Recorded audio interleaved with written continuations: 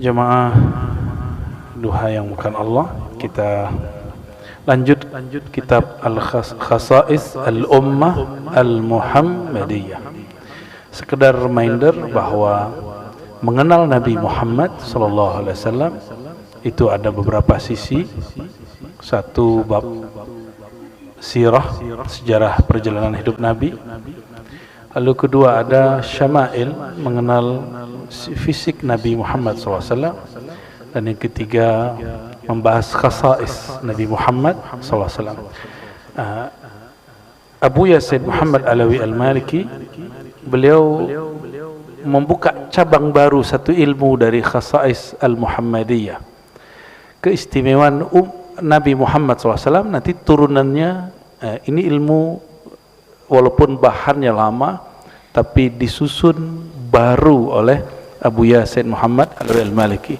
Meskipun sebelum beliau sudah ada yang nulis hal yang serupa, tapi sedetail ini, sebagus ini, itu adalah jasa dari Abuya Sayyid Muhammad Alawi Al-Maliki. Dan kita sebelumnya masuk kepada keistimewaan umat Nabi Muhammad SAW dalam bab solat. Masih ingat sebelumnya bahwa solat menghapus kesalahan. Kedua, solat itu mengangkat darajat. Solat itu sebaik-baik syariat yang Allah syariatkan. Solat itu sebaik-baik amal. Solat itu obat bagi ruh dan jasad. Solatnya rileks nggak, Bapak Ibu? Atau buru-buru? Atau tegang? Saya lihat banyak orang tegang kalau solat. Tangannya tegang, mengangkat tangannya kaku. Itu dia bukan solat. Solat itu rileks. Kata Nabi SAW, arihna bis salah. Rehatkan kami, rilekskan kami dengan solat. Maka orang yang masih tegang dalam solat, dia belumlah sampai kepada sir rahasianya solat, ya. Kita nggak bilang solat dia batal, tidak, tapi dia belum sampai kepada hakikat solat. Pada pagi ini insya Allah kita akan masuk kepada fasal mengenai solat itu tempat berbisik-bisik, bermanja-manja kepada Allah SWT. Halaman 634 di sini. Ini yang saya ingat, barangkali lupa, tapi ya benar ya.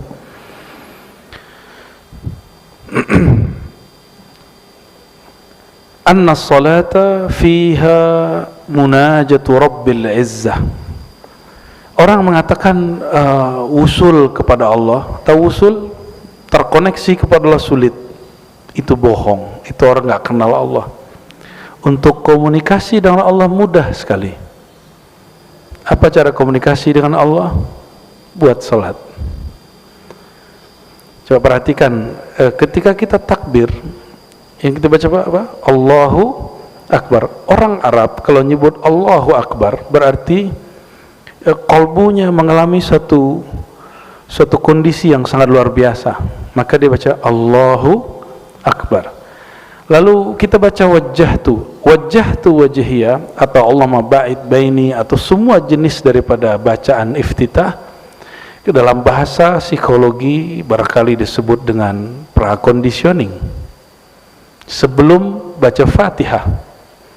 Karena Fatihah itulah munajat, bisik-bisik, manja-manja si hamba dengan Allah Subhanahu wa ta'ala. Jangan main-main dengan Fatihah. Itu sebabnya walaupun saya tidak menolak, ada mazhab yang mengatakan bahwa kalau imam sudah baca, makmum sudah nggak usah baca, itu sah. Tapi Imam Syafi'i dia punya sir fikih yang sangat dalam. Beliau membacakan hadis Abu Hurairah bahwa antara si hamba dan Allah itu ada dialog. Dialog itu Allah berikan fasilitasnya bernama surat Al-Fatihah. Coba dimulai dari Bismillahirrahmanirrahim.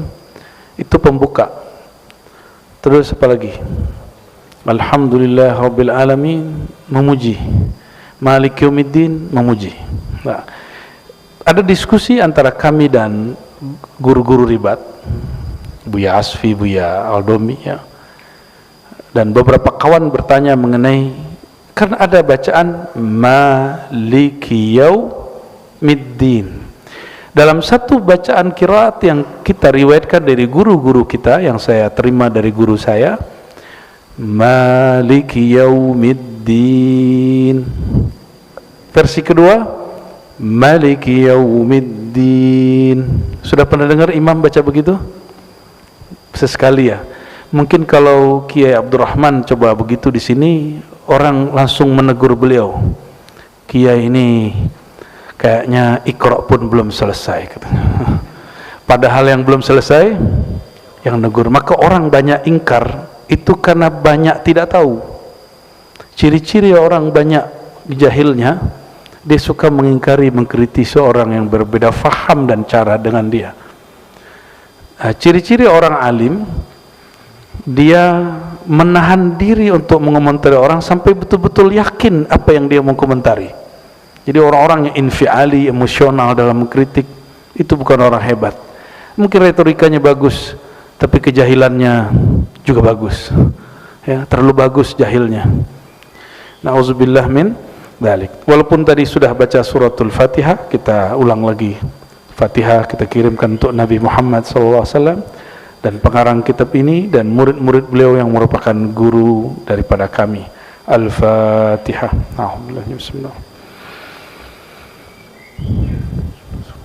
Shiratal ladzina Apa kata beliau? Anna salata fiha munajatu Rabbil Izzah. Boleh dibaca munajatun Rabbil Izzah. Dua-duanya boleh. Salat itu di dalamnya ada munajah. Munajat telah menjadi bahasa kita hari-hari. Apa arti munajat? Mohon. Apa lagi? Mohon itu doa. Munajat, bisik, berbisik-bisik. Berbisik-bisik itu bermanja-manja, bermesra-mesra. Maka munajatun boleh diartikan bisikan mesra cintanya hamba dengan zat yang terkasih, zat yang paling layak dicinta, yaitu zatullah subhanahu wa ta'ala. Munajat itu saya buat analog. Kalau kita punya kekasih, maka malam hari paling senang bermunajat dengannya, bermanja-manja, berbisik-bisik dengannya. Benar enggak? Maka Sufyan Ats-Tsauri setiap kali terbit fajar dia menangis. Apa katanya? Habislah waktuku berdua-duaan dengan Allah Subhanahu wa taala. Habislah waktuku bermanja-manja. Setelah ini orang akan banyak datang, murid banyak datang, banyak kesibukan duniawi. Jadi dulu imam-imam itu nangis kalau terbit fajar. Kalau sekarang seneng ya? Atau malah kesel? Kesel, udah subuh aja nih gitu ya. Munajatu Rabbil Izzah, bermanja-manja dengan Allah. Mungkinkah kita bermanja dengan yang tidak dikenal? Orang mesti dia bermanja-manja dengan sesuatu yang dia kenal. Maka syarat salat itu menjadi munajat, ma'rifatul ma'bud, mengenal siapa yang disembah. Karena ma'rifat, mengenal Allah itu tiada batasnya, maka jangan berhenti belajar ilmu tentang Allah Subhanahu wa ta'ala. Dan gak ada namanya orang paling mengenal Allah setelah Nabi Muhammad SAW, kecuali pewaris-pewaris mutlak beliau yang Allah rahasiakan ya. Hari ini banyak orang jualan obral ma'rifat, terus ngaku dirinya satu-satunya yang bisa menghantarkan murid kepada Allah. Nggak begitu, itu Arab Badui begitu. Arab Badui datang kepada baginda lalu mengatakan, ya Rabb irhamni wa Muhammada, sayangi aku dan Muhammad saja, jangan yang lain. Sama persis. Yang bisa bawa ke Muhammad cuma saya. Orang-orang begitu, na'udzubillah min dzalik, orang-orang yang telah mengerdilkan rahmat Allah Subhanahu wa ta'ala. Betul guru kita pintar, tapi di luar guru kita Allah juga maha luas kasih sayangnya, pasti dibagi-bagi beberapa. Dari Sayyidina Anas radhiyallahu ta'ala anhu, qala an-nabiy sallallahu alaihi wasallam, innal mu'mina, sesungguhnya orang beriman, idza kana fi shalah, jika dia salat, ini orang mukmin, fa innama yunaji rabbah, dia sedang bermanja-manja, berbisik-bisik kepada Allah. Oke. Kalau orang enggak beriman, bisik-bisik itu cepat-cepat enggak? Bermanja-manja itu tergesa-gesa enggak? Enggak ada orang bermanja-manja itu tergesa-gesa. Fala yabzuqanna baina yadayhi wala an yaminihi, maka adabnya direalkan. Walaupun Allah tidak menempati ruang depan, kanan, kiri, atas, bawah, namun adabnya tidak boleh meludah ke depan, ya, tidak juga ke kanan, ya, tapi meludahlah. Kalau dulu boleh meludah di masjid, sekarang boleh nggak? Bisa algojonya Kiai Abdurrahman dan Habib nanti turun tangan, ya. Wahada haitsu kanat as-salah 'ala turab, kata Abu Ya Said Muhammad, ini jika salatnya di atas tanah atau pasir. Wa illa fayakhudhu bi yadihi al-yusra. Nah, kalau kita sekarang berdahak, maka kalau yang lagi batuk atau berdahak, sediain kain. Ini yang pakai kain, ada kain, biasanya orang bawa kain lap, ya. Dulu orang suka simpan, ya, di saku dia, sapu tangan. Itu tradisi yang bagus. Ambil pakai tangan kanan lalu dibuang, boleh. Nah, kata beliau, fayakhuzahu biyadihi al-yusra kama nussa alaih, maka ambillah dengan tangan kiri lalu simpan lagi. Itu sunnah sebenarnya, ya. An Sayyidina Abi Hurairah radhiyallahu ta'ala anhu an Nabi sallallahu alaihi wasallam, idza qama ahadukum ila shalah, jika kamu salat, fala yabsuq amamah, jangan meludah ke depan. Fa innama yunajillaha ma dama fi musalla, selama dia salat dia sedang bermunajat kepada Allah. Dan wala an yaminihi, juga jangan di kanannya, karena di sebelah kanan ada malaikat salat. Jadi setiap salat ada malaikatnya. Apa doa malaikat? Allahumma salli ala fulan, ya Allah turunkan rahmat kepada si fulan. Kalau kita meludah ke kanan, itu malaikat pergi, ya. Wal yabsuq an yasari aw tahta qadamihi falyadfinha, kalau dia mesti juga meludah, maka ke kirinya atau ke bawahnya, atau sesuai kalimat tadi, dia pakai kain, pakai tangan kiri lalu dia simpan lagi. Jangan ditelan, ya. Itu dahanya jangan ditelan, jorok kali itu. Ya, masa gitu, ya. Jadi sunnah sekarang membawa apa? Sapu tangan itu kalau sholat, terutama bagi yang ada lendir-lendir atau dahak. Kalau enggak usah, enggak apa-apa, ya. Tisu lebih baik. Dulu belum ada tisu, bid'ah juga itu kayaknya tuh, ya.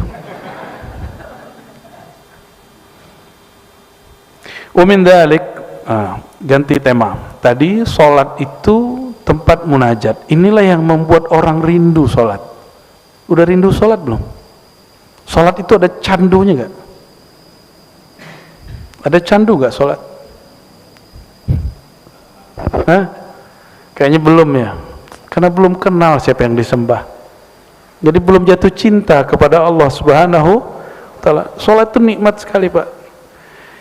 Nikmatnya sholat, sehingga Abu Yazid itu seperti dia di atas orang lagi syahwat kepada pasangannya.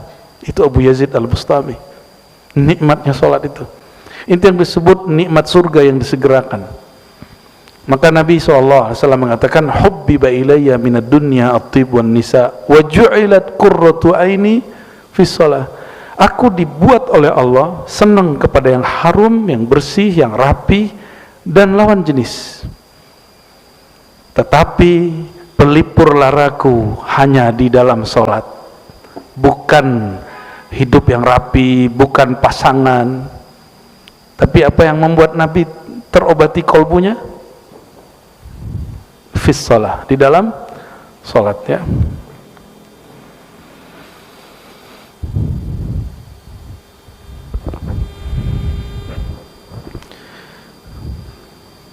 Sir salat, rahasia salat yang lain. Nah, yang berikut ini nggak tahu nomor berapa lah ini, ya. Ada yang nyatat nggak nomornya berapa sebelumnya? Bukan halaman. Kelebihan salat 1, 2, 3 ini nggak tahu nomor berapa. Beliau nggak ngasih nomor. Ya, anna salata fiha tawajjuh wal iqbal ala Allah.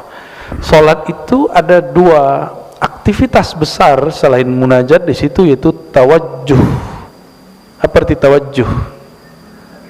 Tawajjuh itu menghadapkan kolbu kepada yang mengendalikan kolbu. Wal iqbal, lalu menatap Allah subhanahu wa ta'ala. An Sayyidina Ibn Umar radhiyallahu ta'ala anhuma, anna Rasulullah sallallahu alaihi wasallam qala, nah, Rasulullah bersabda, idza kana ahadukum yusalli, sama jika kamu salat jangan meludah, jangan melakukan gerakan-gerakan di luar salat. Fa innallaha qibala wajhihi idza shalla, karena Allah secara adab di depan dia. Bukan berarti Allah menempati ruang depan, tapi tubuh ini berkiblat ke Ka'bah, maka Allah akan menerima orang itu dari arah depannya. Bukan berarti Allah ada di depannya. Oleh karenanya, siapa saja yang sholat, tidak usah bayangkan Ka'bah. Bayangkan dia menghadap Rabbul Ka'bah, Tuhan pemilik Ka'bah, ya. Wa min dzalik, di antara rahasia keutamaan salat yang menjadi kekhususan umat Nabi Muhammad SAW yang tidak ada di agama-agama sebelumnya, anna salata fiha dzikrul abdi rabbahu. Salat itu adalah media seorang hamba menyebut-nyebut dan mengingat Rabbnya, Allah subhanahu wa ta'ala. Inilah yang disebut di dalam Al-Quran surat Taha, aqimis salata li dzikri. Dirikan salat untuk zikri, mengingatku. Masih ingat nggak pertemuan dengan Allah? Nggak ada yang ingat?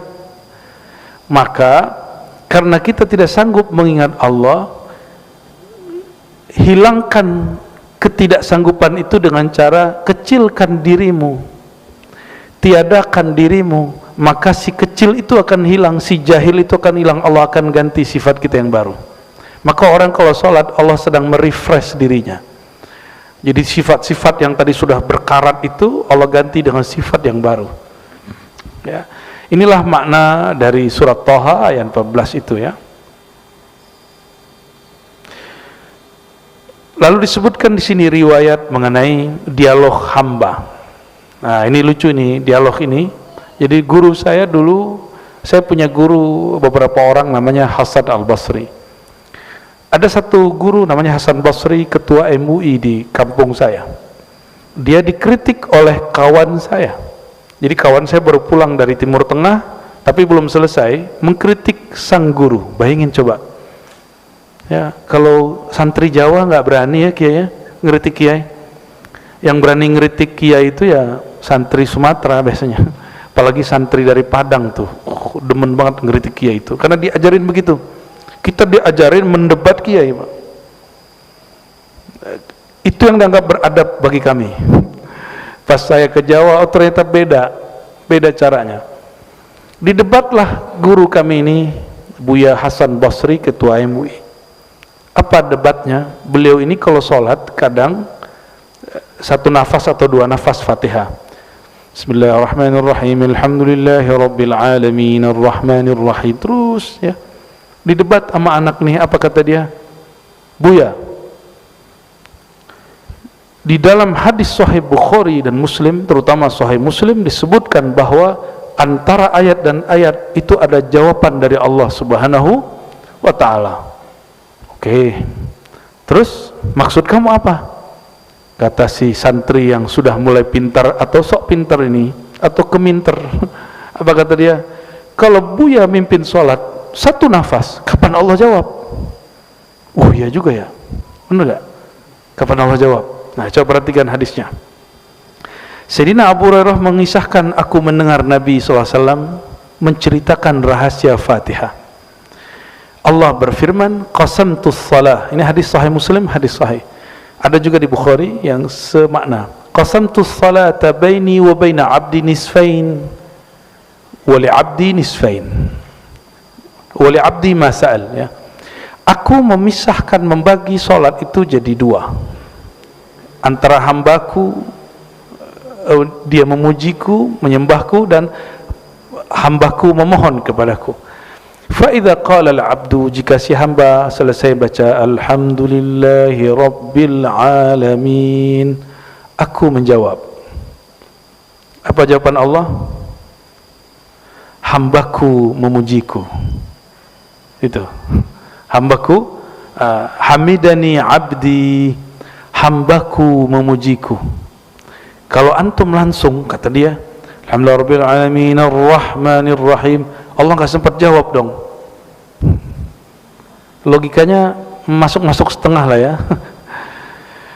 Lalu kalau si hamba mengatakan ar-rahmanir rahim, Allah menjawab asna alayya abdi, hambaku banyak memujiku. Jadi beda hamida dengan asna. Hamida memuji di awal, kalau asna mengulang pujian. Maka alhamdu wathana itu beda penggunaan. Jika si hamba membaca malik yaumiddin, nah ini yang tadi saya tinggal sedikit ya, malik yaumiddin, maka Allah menjawab majjadani abdi, hambaku sedang memuja-mujiku. Jadi ada al-majd, jadi pujian yang sudah lebih dari banyak disebut tamjid. Innaka hamidun majid. Hamid terpuji, majid sangat-sangat terpuji. Fawwada ilayya abdi, lalu hambaku menyerahkan urusannya kepadaku. Lalu ketika dia baca iyyaka na'budu wa iyyaka nasta'in, maka Allah mengatakan hadza baini wa baina abdi, inilah hubunganku dengannya. Dia menyembahku iyyaka na'budu, maka aku beri dia iyyaka nasta'in, kepada engkau kami memohon pertolongan. Wa li abdi masal, apapun yang dia minta aku kasih. Kalau 1 napas Allah nggak sempat jawab, bro. Itu guru saya sempat kemudian terpengaruh. Maka beliau sudah pensiun jadi ketua MUI dan sudah nggak mau debat. Dan orang dari dulu nggak mau debat. Ya. Begitu juga ayat ihdinas siratal mustaqim siratal ladzina an'amta 'alaihim ghairil maghdubi 'alaihim waladdallin, sama, kalimat jawabannya sama. Apa jawaban kami? Mungkin ini pernah saya bahas di waktu yang lain, mungkin ada yang lupa, sekedar mengingatkan. Dalam aqidah Ahlussunnah, kalamullah bila harfin wala sautin. Allah jika berkalam, kalamnya tidak berhuruf, tidak bersuara, karena huruf dan suara itu ciptaan. Coba baca ba. Ba itu pertemuan 2 bibir. Bibir ini makhluk bukan? Suara, nafas, lalu titik-titik tempat keluar huruf, itu makhluk bukan? Maka bunyi yang keluar dari mulut namanya ba, alif, semua itu adalah makhluk. Tapi kalam Allah tidak makhluk. Maka Al-Quran bermakna kalam tidak makhluk, tapi mushaf makhluk. Suara kita baca Quran makhluk. Imam Bukhari hampir dibunuh karena menjelaskan ini waktu di Daisapur. Disalahfahami oleh seniornya namanya Muhammad Az-Zuhli, ya, karena bab ini kata Imam Bukhari, bacaan Quranmu makhluk, Qurannya tidak makhluk. Langsung dituduh sesat. Untung kita nggak hidup di zaman itu, ya, mungkin saya dituduh sesat juga. Kita nggak ngomong gitu aja dituduh sesat sama orang, ya. Walhasil saya sampaikan, jadi Buya Allah itu berkalam seperti yang Buya ajarkan dulu waktu di sekolah, tanpa huruf dan tempat suara. Maka jika Allah menjawab Bismillahirrahmanirrahim, Alhamdulillahi Rabbil Alamin, lanjut misalnya satu nafas, itu nggak perlu jeda, karena Allah menjawab tidak perlu jeda. Dan itu sekali saya lihat beliau senyumnya puas sekali. Terakhir saya berkunjungi beliau dan setelah itu beliau wafat. Ya. Dan, tapi saya puas. Semoga itu tanda beliau ridho, ya, ridho kepada muridnya yang kurang adab ini. Ya.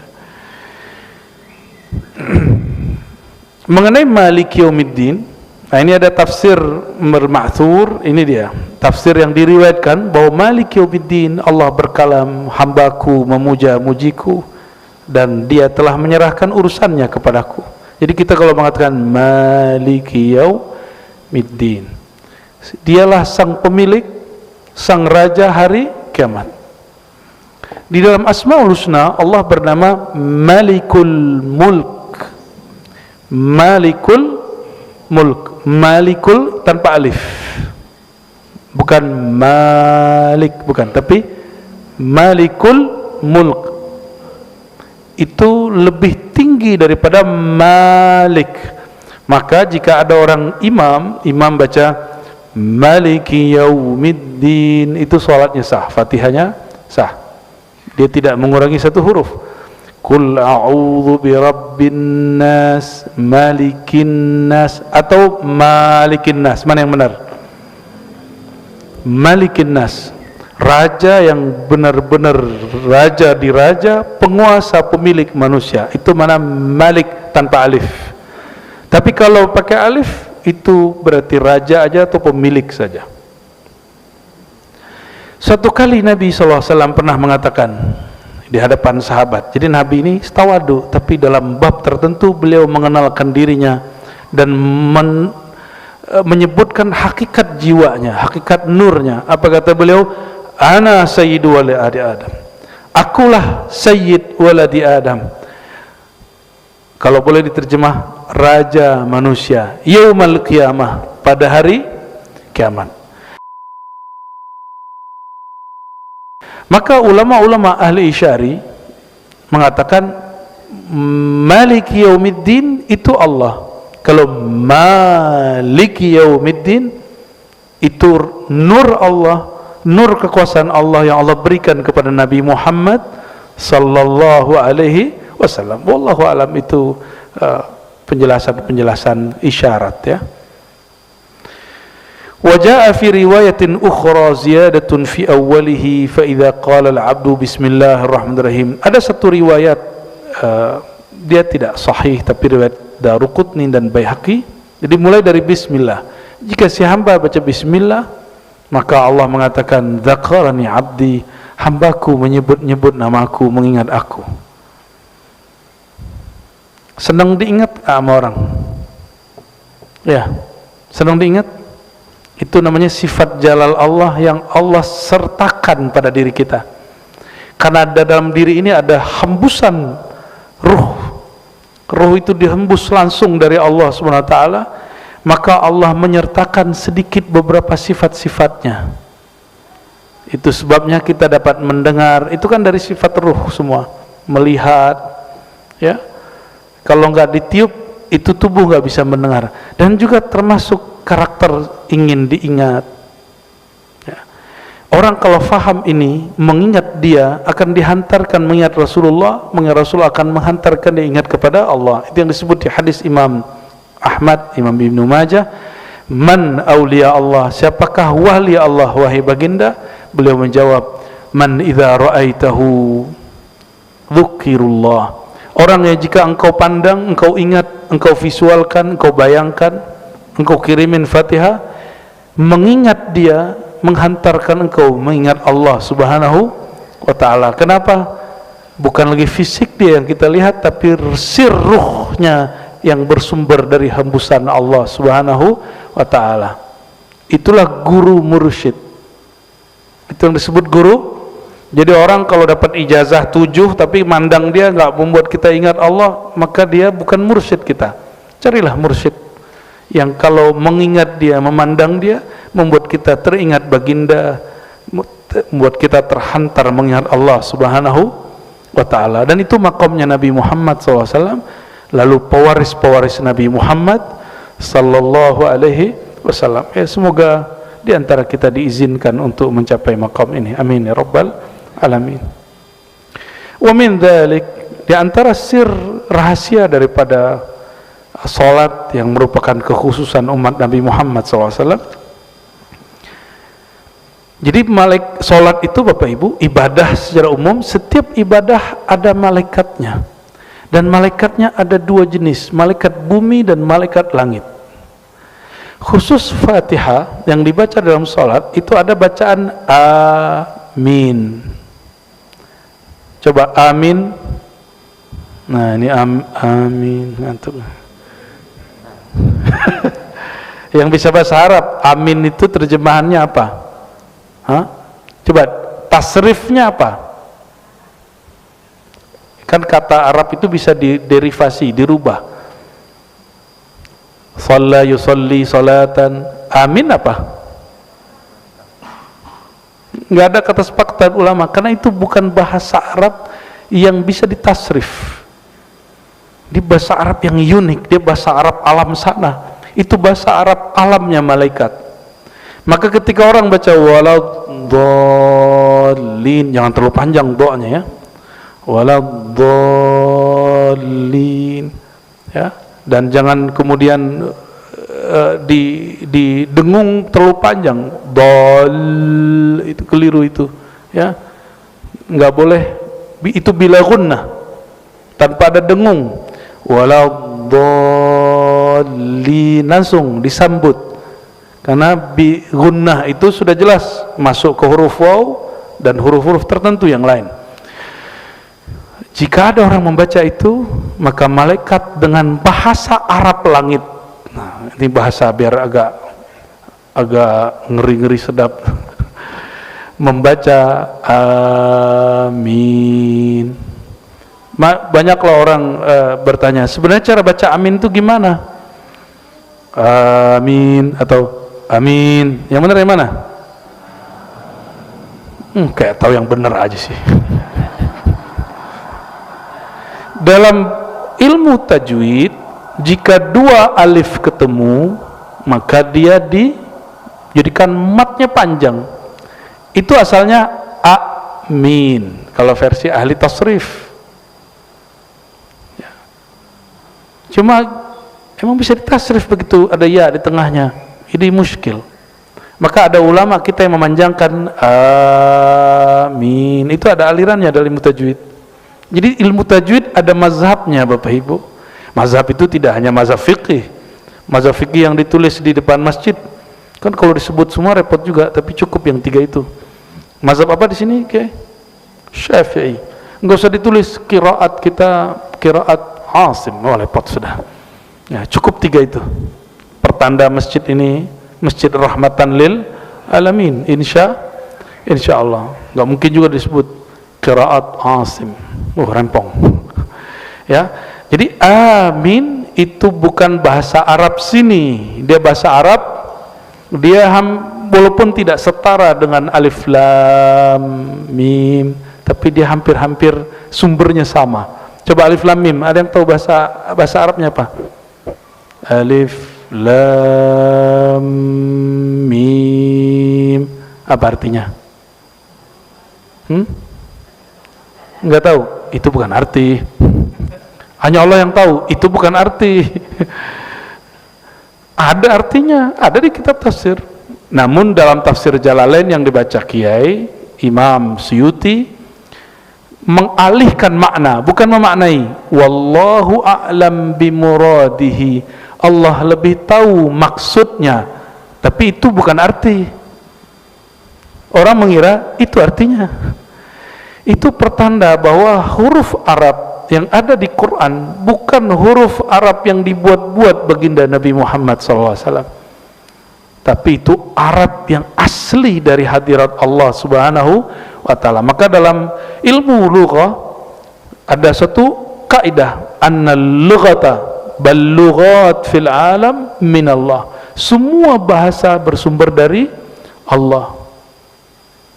Semua bahasa bersumber dari Allah. Atas dasar itulah kita tidak menolak orang menyebut Allah dengan sebutan Gusti, Pangeran, Tuhan. Kita enggak nolak, karena semua bahasa dari Allah Subhanahu wa taala. Yang menolak, dia tidak mengerti ilmu bahasa, padahal Al-Quran itu sumber bahasa. Nah, saya mau tanya lagi, jadi Alif Lam Mim bahasa apa? Bahasa langit? Enggak, itu tempat, langit itu tempat. Bahasa apa? Coba bacain awal-awal surat Yusuf. Terus Qur'anan, kami jadikan Quran itu Arabian, maka Alif Lam Mim itu bahasa Arab, tapi bukan bahasa Arab sini. Ini yang disebut i'jaz, untuk melemahkan Arab-Arab Quraisy, karena bahasa Arab mereka sudah terkontaminasi. Ada Arab yang lebih murni, gitu. Apa makna Arab? Bahasa Arab, Arab itu artinya araba, artinya sesuatu yang bergerak. Maka huruf bahasa Arab, harokat itu artinya gerak. Harokat itu gerak artinya. I'rab itu mengetahui harokat akhir dari satu kata, dan satu kata tidak selalu stagnan seperti bahasa Indonesia. Saya makan, bisa nggak? Saya makana, makani, makanu, nggak ada. Dalam bahasa Arab, makan itu akala, yakulu, ya, yakul, kul, kulu, kuli, banyak sekali. Itu disebut dengan i'rab. Maka bahasa Arab itu bahasa yang bergerak, dan dia selalu bergerak. Jadi Alif Lam Mim bahasa apa? Alif Lam Mim bahasa apa? Bahasa Inggris. Bahasa Arab. Tidak ada di dalam Al-Quran satu kata, satu huruf pun di luar bahasa Arab, karena dia bahasa Arab pasti ada maknanya. Namun tidak semua diketahui oleh para ulama. Hatta sekelas Sayyidina Abu Bakar As-Siddiq, dibacakan ayat wa fakihatan wa abba. Orang nanya, ya Abu Bakar, apa itu fakih, apa itu abba? Kalau fakihah kami tahu, buah. Abba, mana abba? Apa kata Sayyidina Abu Bakar? Seandainya saya taruh kepala saya di bawah kolong langit manapun, ini kepala enggak berani menerjemahkan, menafsirkan ayat sesuka hati. Selevel Abu Bakar, Sayyidina Abu Bakar As-Siddiq tidak berani memaknai ayat sesuka hati. Ini muncul, ada orang baru belajar terjemah Quran lalu mengatakan Muhammad pernah sesat. Dia enggak kenal kata dal dalam bahasa Arab itu beda dengan kafar. Ya, wa wajadaka dhallan fahada, dan dia mendapati engkau dalam keadaan dal enggak mesti sesat, bisa keliru, bisa tidak tahu, lalu ia menunjukimu. Tapi sama kawan saya yang baru hijrah jadi ustadz, apa kata dia? Rasulullah pernah sesat. Orang kalau baca Quran enggak belajar akidah, maka dia akan sesat menerjemahkan Al-Quran. Oleh karena itu, akidah minal Quran, akidah itu bagian dari Al-Quran. Kalau kita pakai Quran, ada nggak sholat 5 waktu? Sholat cuma 3 waktu. Aminah Wadud, tahu Aminah Wadud yang mimpin sholat Jumat, perempuan? Itu kita tanya, kenapa sih ente mimpin sholat Jumat? Apa jawaban dia? Di Quran nggak ada larangan perempuan jadi imam sholat Jumat. Iya juga sih ya, tapi blow on.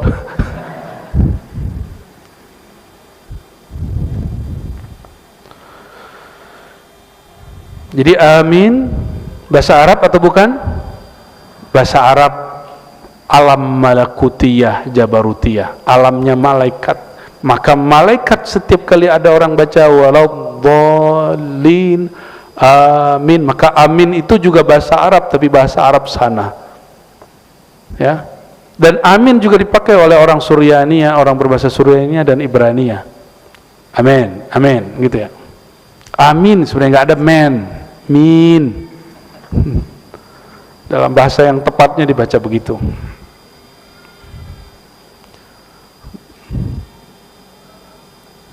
Apa dalilnya? Diriwayatkan oleh Sayyidina Abu Hurairah radhiyallahu taala anhu, Nabi sallallahu alaihi wasallam bersabda dalam hadis yang sahih riwayat Imam Bukhari dan Muslim, "Idza ammana al-imam fa aminu." Jika imam mengaminkan, maka aminkanlah olehmu, fa innahu man wafaqa ta'minuhu ta'minal malaikah. Siapa yang aminnya, ini mengumpulkan sudah selesai amin-aminan kan, sudah selesai kan? 01, 02, 03. Ini hebat sekali nih kitab nih, keramat nih, mengarang kitabnya keramat ini. Tahu aja kita ngajinya setelah pemilu. Karena babnya amin Kiai. Cocok logi yang cocok. Siapa yang beriringan antara aminnya dengan amin malaikat yang di sana? Saya tanya guru saya, itu aminnya di malaikat mana?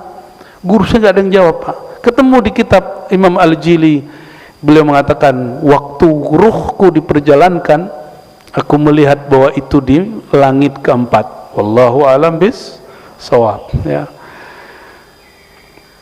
Jadi malaikat di langit sekian itu mengaminkan yang tadi antum baca waktu subuh.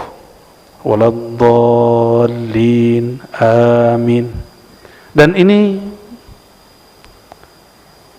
dalil bahwa amin adalah salah satu bahasa malaikat, dan ini juga dalil bahasa malaikat, bahasa Arab. Bahasa malaikat, bahasa Arab. Ghufira lahu ma taqaddama min dzambih, maka diampuni dosanya yang berlalu. Jadi pengampunan dosa itu ada yang cara ekspres, ini dia. Ada yang cara panjang, puasa Ramadan 30 hari, qiyamul lail 30 hari. Apalagi? Ada yang tobat, ada yang kafarah, ya. Ada macam-macam. Nah, ini cara ekspres. Paling gampang tuh baca Fatihah, diampuni dosanya. Namun masalahnya, kapan kita tahu amin kita sama dengan amin malaikat? Ada yang tahu? Kalau ada yang tahu, bagi tahu kita lah. Ya, pura-pura nggak tahu saya. Ya. Emang nggak tahu, hanya Allah yang maha tahu. Kita ini hanya diberi tahu. Ditaunya insan diberitahu oleh yang maha tahu. Juga disebutkan oleh riwayat Imam Bukhari Muslim yang lain bahwa idza qala ahadukum amin, jika kamu membaca amin, qalatil malaikatu fis sama, malaikat yang di langit juga membaca amin, fawafaqat ihdahumal ukhra, samalah aminmu dengan aminnya dia, ghufira lahu ma taqaddama min dzambi, diampuni, ya. Berarti Al-Fatihah sendiri sudah sangat ajaib, ya, sangat ajaib. Jadi ketika disebut bahwa Al-Fatihah dialog hamba dan Allah, Allah membalas pujian hamba, maka seorang guru saya mengatakan, tahukah engkau salawat Allah pada dirinya? Salawat Allah pada dirinya adalah suratul Fatihah. Wallahu a'lam bisawab. Itu ilmu-ilmu hikmah kerohanian, ya, bukan hikmah kesaktian. Wa min dzalik, halaman 66. Di antara sir rahasia salat itu, tanha sahibaha anil fahsya'i wal munkar. Tanha itu menahan, bukan melarang. Ya. Terjemahan di sini apa? Nahi mungkar itu bukan melarang, tapi menahan. Nahan, ya. Menahan pelaku salat dari fahsya, dari perbuatan keji, wal munkar, dan sesuatu yang tidak dikenal nilai baiknya. Jadi apa yang disebut munkar? Yang tidak dikenal sisi baiknya disebut munkar, diingkari, tidak dikenali. Qala Allah Ta'ala, ini ayat sudah sering dibaca, surah Al-Ankabut, ya, di tengah ayat, wa aqimis salata innas salata tanha anil fahsya'i wal munkar. Dirikanlah salat karena sesungguhnya salat menahan daripada fahsya dan munkar. Wala dzikrullahi akbar, sungguh mengingat Allah itu lebih besar. Wala dzikrullahi, lebih besar dari apa? Dari dunia dan seisinya. Wallahu ya'lamu ma tasna'un. Karena zikrullah itu besar efeknya, maka fahsya dan mungkar, keji dan kemungkaran itu terpinggirkan sendiri. Jadi kalau ingin memberantas keji dan mungkar, jangan langsung sweeping. Dirikan di tempat itu sholat. Hidupkan majelis-majelis yang mengajarkan sholat di situ. Baru kalau antum mau sweeping, izin dulu dengan polisi, ya kan, kerjasama kalau perlu. Jadi jangan main langsung sweeping, itu bid'ah, ya. Hisbah kita, nahi mungkar kita dimulai dengan al-amru bil ma'ruf. Salat itu ma'ruf. Dirikan dulu yang ma'ruf, kemungkaran akan rontok dengan sendirinya. Jangan berantas kemungkaran dulu. Itu tidak sesuai dengan ajaran Nabi Muhammad sallallahu alaihi wasallam. Faqad amara subhanahu wa ta'ala bi iqamati shalah wa bayyana athar as-salah fi man aqamaha anna tanha 'anil fahsya, sampai akhir. Lalu ini barangkali terakhir pada pagi ini, anna as-salata tuhadzibul 'abda min as-sifati adh-dhamimah. Salat itu mentahzib, melatih, membersihkan, merapikan, itu tahzib. Melatih, membersihkan, ya, seorang hamba minas sifatidz dzamimah, dari sifat yang tercela, ya, dari sifat yang tercela. Orang kalau baca Allahu Akbar, dia sombong nggak? Tapi kenapa kalimat takbir itu jadi simbol kesombongan orang Islam hari ini? Ada apa dengan takbirmu? Wajar takbirmu tidak dimenangkan Allah, karena Allah yang kau sebut dalam takbirmu tidak engkau besarkan di kolbumu. Ini PR kita. Karena di dalam hadis yang hasan disebutkan bahwa di akhir zaman ini sudah dekat masanya. Daerah Rum itu ditaklukkan bukan dengan perang, tapi hanya dengan takbir. Takbir seperti apa itu? Ini yang disebut Nabi Muhammad SAW, ya, inna a'da'adaika ma baina janbaik, musuh terbesarmu adalah emosimu, egomu. Kecilkan dulu ego kita, baru kita bisa ngalahin ego orang. Saya suka takbir kalau lagi ngaji, tapi bukan takbir kesombongan, karena yang kita besarkan Allah. Lalu kenapa kita merasa sok besar, sok bener, dakwahnya sok bener, manhajnya sok bener? Enggak. Kita enggak begitu. Dan kita sedih sekali orang membentak dengan takbir, yang dibentak ustadznya karena beda pilihan dengannya. Pernah ngalamin atau pernah bentak ustadz? Antum durhaka itu, ya. Guru itu paling kenal Allah. Dia tahu kapan takbir itu jadi senjata. Masih ingat 2016, 2019, 2000 berapa dulu? 14 ya, 2014, 2019. Saya Pak di Pondok Labu, saya diteriakin orang dari luar. Dia nggak ngaji di dalam. Saya bilang, politik demokrasi tidak pernah ada di Quran, tidak pernah ada di sunnah Nabi. Maka beda pilihan bukan beda iman. Di takbir dia keluar. Kita panggil, ente masuk sini. Takbir depan aneh. Nggak ada yang berani satupun. Takbirnya berani di luar masjid. Itu syaitan bertakbir. Ya. Cuma karena saya tidak mau pro dengan 00 itu. Kenapa? Untuk apa saya mengobarkan takbir itu hanya untuk 5 tahun orang berkuasa? Takbir saya abadi, karena takbir menyebut nama Allah Subhanahu wa ta'ala maha abadi. Saya mau tanya, ya, di Quran ada jihad, di sunnah ada jihad. Apakah ayat jihad untuk pemilihan pemilu? Lalu kenapa ayat-ayat jihad muncul waktu orang demo? Kenapa muncul? Dia sedang memperkosa ayat-ayat Allah SWT.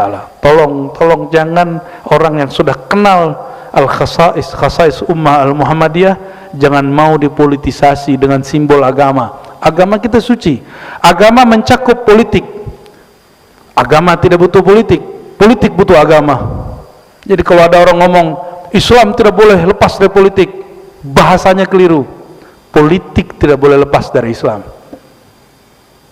Islam mencakup semua, betul, tapi bukan berarti Islam harus berpolitik dengan politik ente, harus milih nolnya ente itu, ya. Nauzubillah min dzalik. Politisasi agama sudah memecah kolbu kita. Maka Allah katakan wala dzikrullahi akbar, yang besar itu cukup Allah, kecilkan nolmu, ya. Udah nol masih merasa besar lagi. Maka Bapak Ibu, saudara yang bukan Allah, sengaja selalu saya sisipkan ini untuk edukasi. Mungkin tahun berapa lagi nih? Emang masih ada? Insya Allah Indonesia masih ada lah. 2000 berapa? 2029. Tapi setelahnya kita nggak tahu, ya. Karena krisis di mana-mana. Masih ingat pandemi? Ini udah lupa semua, amnesia, cepat sekali lupanya. Pandemi seakan-akan nggak ada lagi aktivitas, masjid kosong. Nggak pernah dalam sejarah Indonesia masjid kosong, Pak. Masjid ini pernah kosong ya, Kiai? Ya, Kiai kena juga deh. Ya. Tengkarlah antara, karena dekat kantor polisi ya, langsung dibubarin ya.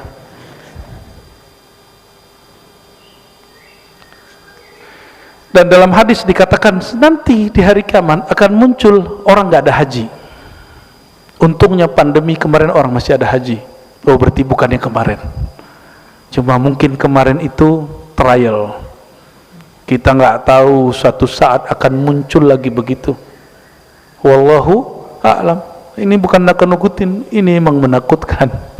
Tapi tenang, waladzikrullahi akbar. Mengenal Allah itu lebih besar. Menyebut nama Allah itu lebih besar.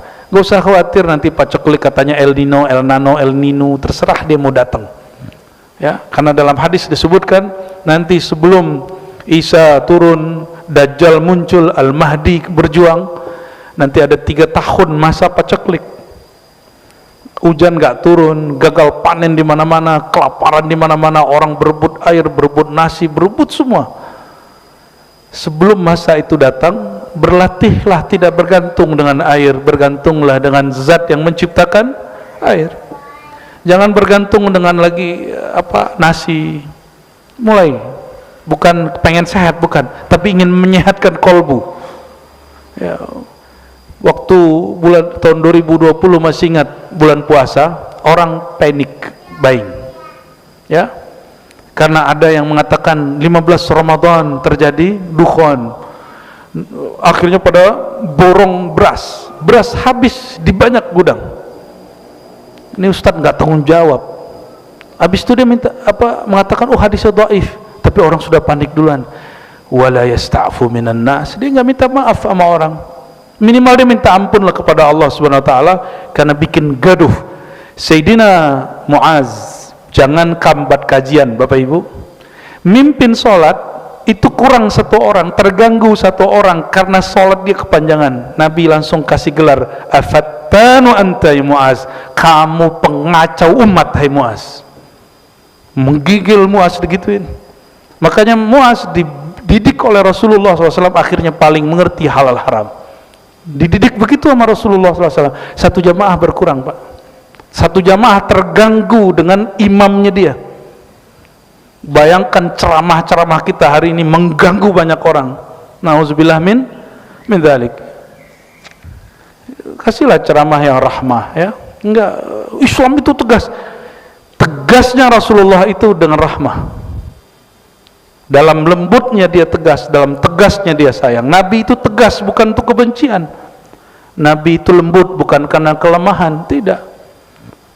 Karena yang dapat mengalahkan kekasaran, kezoliman itu cuma kelembutan. Coba antum lihat, mohon maaf, pemimpin mana yang senang dihujat? Pasti dihancurin orang menghujat dia. Tapi wallahi saya menyaksikan di hampir semua negara dan dalam sejarah Islam, pemimpin-pemimpin yang zalim takluk kepada ulama yang kolbunya lembut. Takluk.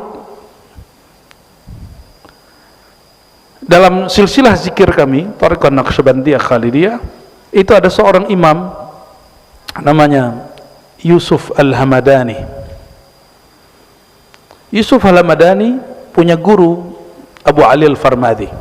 Ini sezaman dengan Ghazali. Yusuf Al-Hamadani ini murid dari Abu Ali dan dia kawan sama-sama santri dengan Ghazali.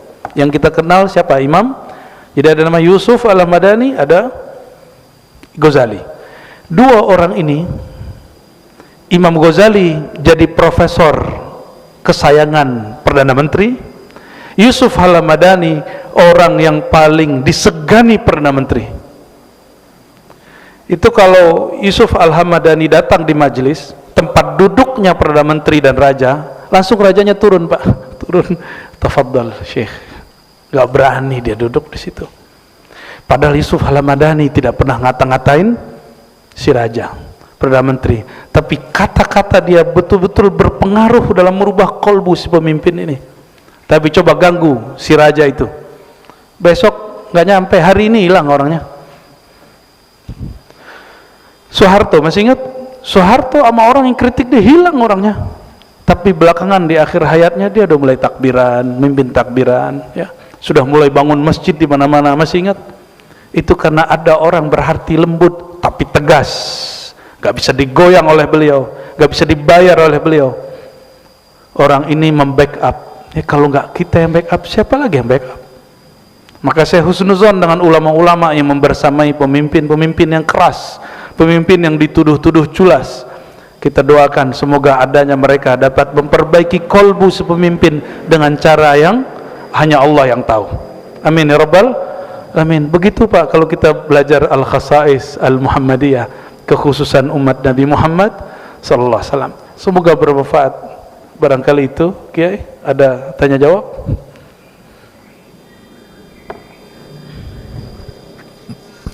Bapak Ibu sekalian, barangkali ada yang mau ditanyakan. Kira-kira ada waktu 10 menit cukup, Bu ya?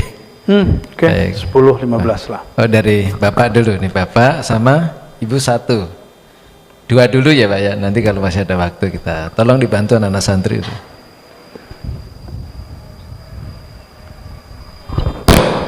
Assalamualaikum warahmatullahi wabarakatuh. Assalamualaikum. Buya, tadi kan ketika sholat Buya mengatakan kita sedang munajah, istilahnya apa tadi, berbisik-bisik, bermanja-manja. Nah, saya juga baca atau dapat informasi ketika sujud itu yang paling afdol untuk mengadukan. Nah, yang saya tanya itu caranya bagaimana ketika sujud itu, apakah harus pakai bahasa Arab atau pakai bahasa yang kita mengerti? Itu saja Bu ya. Makasih. Assalamualaikum warahmatullahi wabarakatuh. Assalamualaikum. Karena sholat itu ada rukun, ada syaratnya.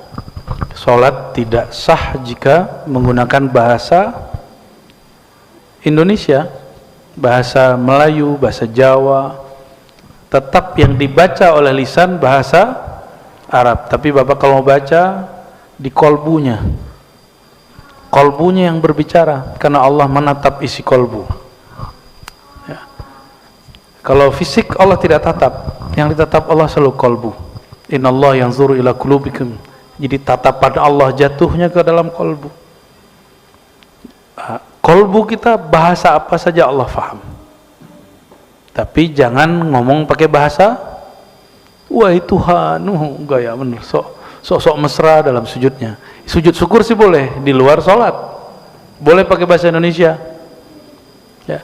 Sujud itu yang paling bagus membaca, bukan doa-doa aneh-aneh yang dibaca oleh baginda Rasulullah SAW. Apa yang dibaca oleh Rasulullah SAW? Subhana rabbiyal a'la, subhanakallahumma wa bihamdika la ilaha illa anta allahumma firli. yang diajarkan Nabi SAW kepada Sayyidina Ali. Ini sujud kalau sholat sunat. Sajadalaka sam'i wa basari wa qalbi wa dami wa lahmi wa izami, terus sampai selesai. Ya Allah, sujud kepada Engkau pendengaranku, penglihatanku, lisanku, kolbuku, darahku, dagingku, tulangku, ya. Kita sebut ini peleburan, sujud peleburan, sujud fana. Yang kami ambil hadis itu, ya, kita bawakan ke syahadat. Asyhadu, aku leburkan, aku bersaksi bahwa diriku, tubuhku, jiwaku, pendengaranku, penglihatanku, begitu, ciptaan Allah dari nurullah, nur Muhammad SAW. Itu kita ambil dari hadis itu, Pak. Hadis Imam An-Nasai dalam kitabus sholahnya, beliau meriwayatkan bahwa Sayyidina Ali ketika sujud itu yang dibaca. Tulangnya sakit-sakit nggak? Itu sujudnya baca itu. Sujud, sajadalaka izami, ya Allah, tulangku sujud kepadamu. Darahnya punya penyakitan nggak? Sujudkan. Maka sakit itu akan menjadi penebus. Syukur-syukur sembuh. Kita nggak cari kesembuhan dengan sholat. Kalau mau sembuh ke dokter, ya. Tapi ada orang disembuhkan dengan sholat, ada. Tapi kalau nggak sembuh, jangan salahkan sholatnya, karena sholat bukan klinik kedokteran, bukan. Ya. Jadi kalau ada terapi sehat dengan sholat, oh sorry, sholat bukan untuk sehat. Tapi rahasia sholat biasanya orang dapat sehat. Mohon maaf Bapak Ibu, mohon maaf mungkin ada yang sudah duduk di atas kursi. Tapi kalau orang rajin dia tahajud dari mudanya, dia nggak akan kemudian sulit dari atas ke bawah. Dia pasti bisa. Walaupun dia kalau jalan sudah ringkih.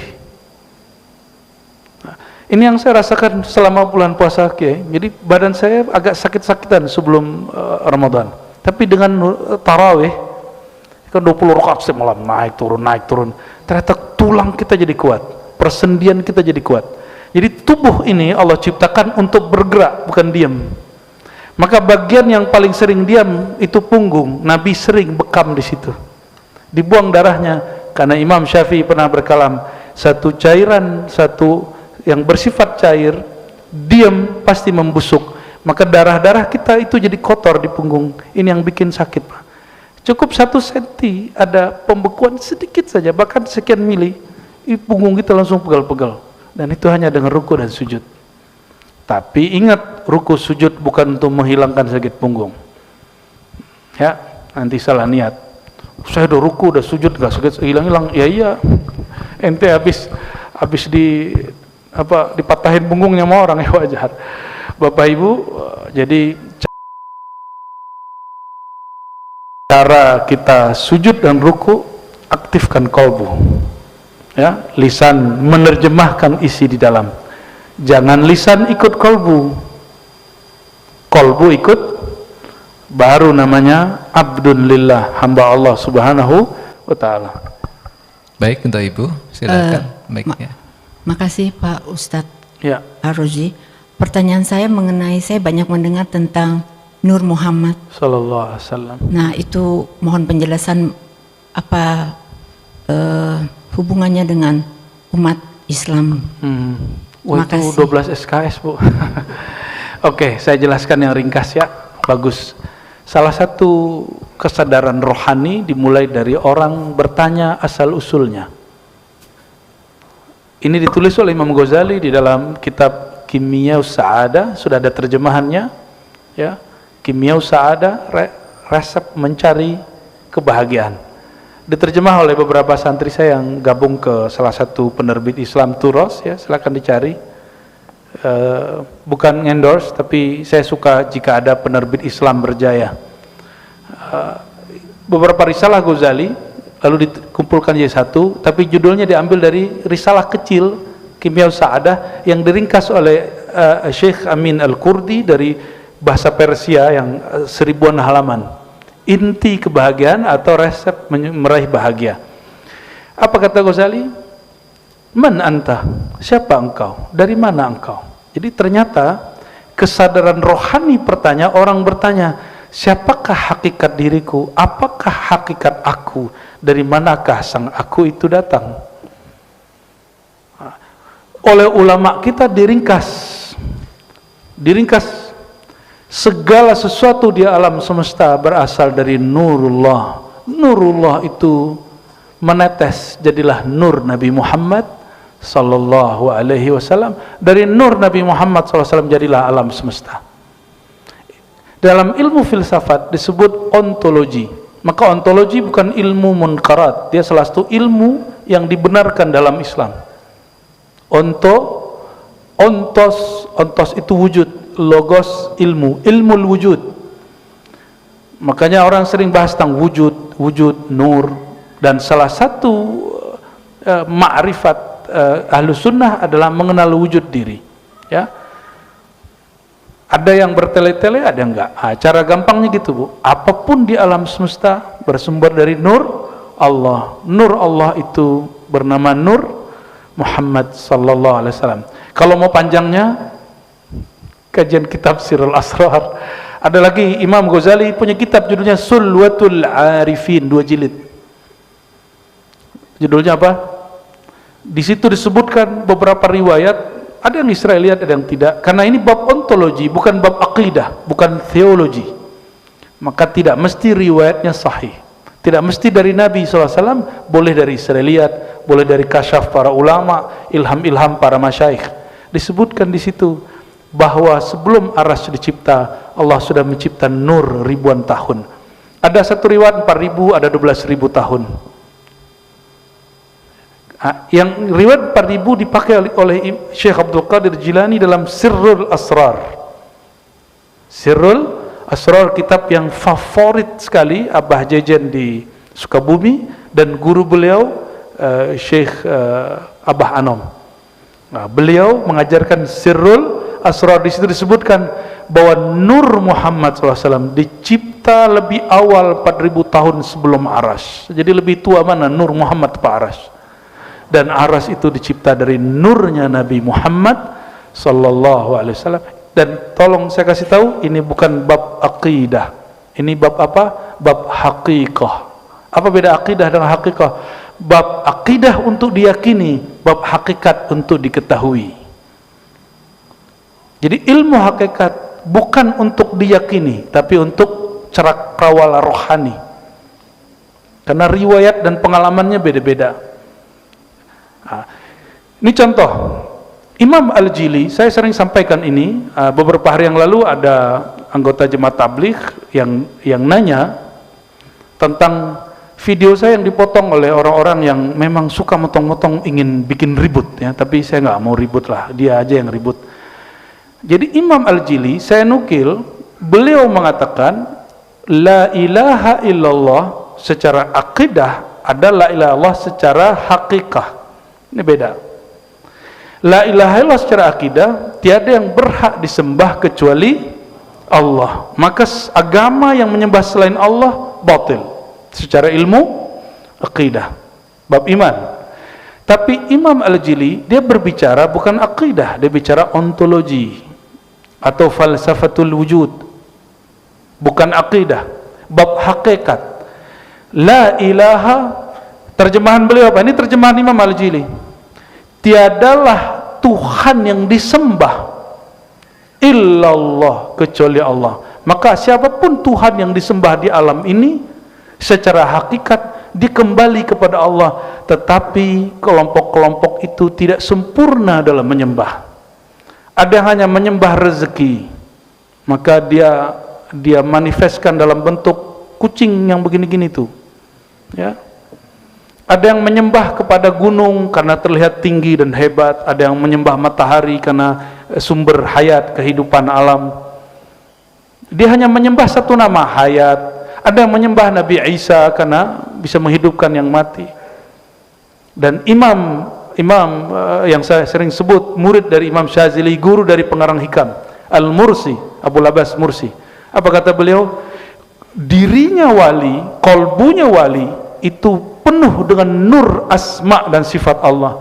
Jika disingkap orang mengira itu Allah, maka fa'abaduhu, mereka mengira itu Allah, mereka akan sembah. Itulah yang terjadi pada Nabi Isa.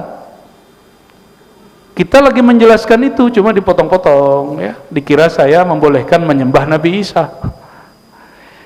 Tapi kita kembalikan ke bahasa Melayu lama, sembah dalam arti hormat boleh, tapi sembah dalam arti ibadah tidak boleh. Ya, persembahan, tuh kenapa boleh? Ya, tari persembahan ada Pak, di kampung saya kalau ada tamu datang ada nih tari persembahan, persembahan hormat. Oke, coba perhatikan, Quran, ini Quran. Sujud boleh nggak kepada selain Allah? Serius? Syirik? Syirik? Bener? Bener nih? Serius? Wallahi. Nabi Adam dipanggil oleh Allah, lalu disidang semua malaikat. Apa kata Allah? Wa idh qulna lil malaikati isjudu li Adama. Kami berkata kepada semua malaikat, sujudlah kepada hambaku Adam. Ayo, gimana? Emang nggak boleh? Quran loh Pak, ayatnya lebih dari satu ayat. Ada di Al-Baqarah, ada di Araf, ada di banyak surat. Jadi tidak semua sujud persembahan itu menyembah ibadah, ada sembah hormat. Maka antum sudah clear, saya tidak pernah meyakini boleh menyembah Nabi Isa dalam pengertian menyembah ibadah. Saya juga tidak meyakini bahwa semua agama sama. Enggak, siapa bilang semua sama? Itu orang emosional, orang emosi, akalnya hilang 2/3, bukan lagi setengah. Maka dia ingin mencari kesalahan orang, yang penting diambil kuat-kuatnya. Tapi insya Allah kita tenang-tenang aja, ya. Kita mah tenang-tenang aja, ya. Jadi itu penjelasan bab hakikat, ya. Jadi la ilaha fil haqiqah, tiada Tuhan yang disembah secara hakikat kecuali Allah. Namun mereka menyembah Allah tidak sempurna. Apa kata Imam Al-Jili? Makanya ngaji, jangan ngaji di YouTube doang. Ya, al-ma'bud al-hakiki Allah, ma'bud hakiki Allah, dan yang menyembah Allah secara utuh hanya Nabi Muhammad SAW dan umat Nabi Muhammad SAW. Saya umat Nabi Muhammad SAW. Maka dalam bab hakikat bahasanya bukan benar salah sesat, enggak. Bahasanya kamil, akmal, qasir, sempurna, tidak sempurna. Itu bahasa hakikat. Jadi kalau ada orang ngomong hakikat sombong, dia belum nyampe kepada puncak hakikat. Imam Al-Jili sampai kepada puncak hakikat, maka dia memandang non muslim bukan untuk dibenci, bukan mengatakan mereka salah, cukup katakan mereka tidak sempurna. Itu bahasa hakikat, bukan bahasa akidah. Ya, ilmu itu luas, ya. A'rafun nas bil khilaf, a'rafuhum bid-din. Orang yang paling mengenal perbedaan faham, perbedaan ilmu, ilmu A dengan ilmu B, itu orang yang paling paham beragama. Ya. Jadi kalau ada antum ditanyain orang mengenai kalimat-kalimat saya tadi, itu bukan kalimat saya tapi kalimat dari Imam Al-Jili. Babnya bukan bab akidah tapi bab haqiqah. Bab haqiqah, bab ontologi, tidak wilayah hukum akidah, dia wilayah yang lain. Wilayahnya bukan benar salah, wilayahnya sempurna tidak sempurna, elok kurang elok. Dan saya sedang mencoba mengedukasi diri saya sendiri dan kita semua supaya kita upgrade dari sekedar bab akidah naik ke bab hakikah, biar jadi rahmat bagi alam semesta, bukan menjadi musuh orang yang berbeda. Wallahu a'lam bissawab. Cukup ya, kita lanjutkan lagi bulan depan, dan insya Allah nanti kita buat di sini daurah akidah ahlus sunnah, karena judulnya berat ini Kiai. Ya, masjid apa tuh Habib? Masjid akidah, masjid berakidah Ahlus Sunnah Asy'ari Maturidi. Nanti saya bawakan akidah Imam Asy'ari itu seperti apa. Kita buat daurah, ya. Semoga gratis. Semoga gratis. Tapi kitabnya bayar sendirilah. Nanti insya Allah kita akan buat daurah kajian akidah Hadratus Syekh Hasyim Asy'ari, supaya antum faham apa yang terjadi hari ini sudah dipetakan beliau dahulu. Salafi, Syiah, Ahmadiyah, ya, kelompok-kelompok aneh-aneh itu sudah disebut. Dan beliau menceritakan juga tentang kenapa pesantren beliau dan yang bermanhaj dengan beliau disebut Salafiyah, sedangkan ada nama Salafi yang lain. Nah, itu dia sebutkan di situ. Insya Allah silakan nanti ditunggu saja infonya. Itu hadiah dari kami karena sudah menulis tulisan apa? Masjid Ahlus Sunnah wal Jamaah. Ini hadiah. Insya Allah. Semoga Allah Ta'ala meridhai kita semua. Semoga Allah Ta'ala menutup aib kita semua. Semoga Allah menjinakkan amarah bisu yang ada dalam diri kita. Allahumma ya Rahmanir Rahim Karim salli ala nabiyina Muhammad. Allahumma ya Allah ya Nur nawwir zulumat qulubina. Ya Allah yang maha memiliki cahaya, yang maha menunjuk kami dengan cahaya hidayahnya. Mohon ya Allah, bimbinglah hati kami yang gelap ini, bimbinglah jiwa kami yang kelam ini, bimbinglah masa lalu kami yang tidak baik ini. Allahumma ya Allah, Engkau maha tahu semua aib kami, Engkau maha tahu semua kebusukan hati kami, Engkau maha tahu bagaimana rusaknya jiwa kami. Fa aslih ya Rabbana syu'unana, perbaikilah diri kami ya Allah, perbaikilah jiwa kami ya Allah, terangilah pikiran dan hati kami dengan nur Engkau, nur Nabi Muhammad sallallahu alaihi wasallam, sehingga kami menjadi mudah mengikuti sunnah Nabi Muhammad sallallahu alaihi wasallam. Allahumma ya Allah a'inna ala ittiba'i sunnati nabiyikal Mustafa sallallahu alaihi wasallam. Ya Allah, kami memohon kepada Engkau, bantulah kami untuk mengamalkan ajaran-ajaran Nabi-Mu, meskipun sedikit, meskipun hanya beberapa hal, tapi izinkan kami istiqamah mengamalkannya. Allahumma ya Allah, kami tidak minta karamah, kami hanya minta diistiqamahkan. Ya Allah, Engkau mengatakan innal ladzina qalu rabbuna Allah tsumma istaqamu fala khaufun 'alaihim wa lahum yahzanun. Orang-orang yang mengatakan kami, Tuhan kami adalah Allah, lalu mereka istiqamah, mereka tidaklah gelisah, mereka tidaklah sedih, mereka dijamin masuk surga. Ya Allah, meskipun kami tidak pantas masuk surgamu, tidak pantas dihilangkan kegelisahannya, tapi jadikan kami bagian dari mereka, atau kumpulkan kami dengan orang-orang yang ada sifat-sifat tersebut, atau jadikan kami murid dan pencinta mereka. Allahumma ya Allah, ya Allah, ikuti ya Allah, ya Allah, ya Allah, imla qulubana bi asma'ika. Ya Allah, kalbu kami masih penuh dengan nama-nama makhluk-Mu. Izinkan bersihkan kalbu kami ya Allah dari selain Engkau, lalu isilah dengan nama-nama Engkau, isilah dengan mengenal nama Engkau, isilah dengan cinta kepada Engkau dan kekasih Engkau. Allahumma rabbana atina fid dunya hasanah wa fil akhirati hasanah wa qina adzabannar.